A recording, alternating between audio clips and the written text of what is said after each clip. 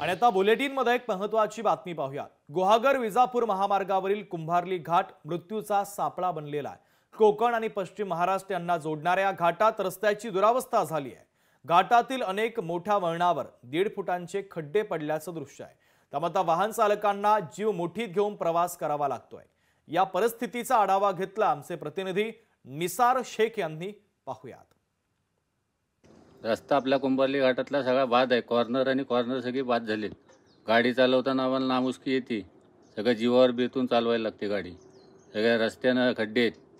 6 महिने नाही झाले तोपर्यंत रस्ते उकरले। सगळी ओव्हरलोडच्या गाड्या चालतात आणि आमच्या टायरची झीज सगळ्या गाडी हलायला लागली। शासनच जबाबदार ना, अधिकारी जबाबदार। याच्यातून गाड्या मोटरसायकल टू व्हीलर घसरण्याची शक्यता आहे ना। खड्डा पडला ते खड्डे ते एवढे गुडघ्या एवढे खड्डे आहेत।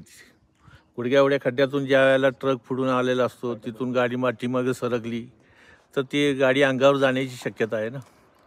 अशा परिस्थितीची शासन प्रशासन ह्याला जबाबदार आहे। लोक जिथले आमदार किंवा बाकीचे जे प्रचारजन आहेत त्यांनी ते लक्ष दिलं पाहिजे। दुसरं कोण देणार? मागणी करा ते लवकरात लवकर रस्ता व्यवस्थित व्हावा। टर्नवर गाड्यांचा प्रॉब्लेम होतो। समोरनं ट्रकवाला आला की ब्रेक दाबल्यावर इथे सरकायचे एवढे चान्सेस आहेत।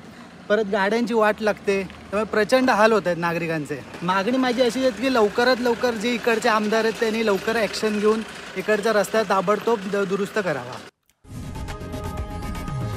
लोकशाही मराठी ऐका, पहा, जागरूक रहा।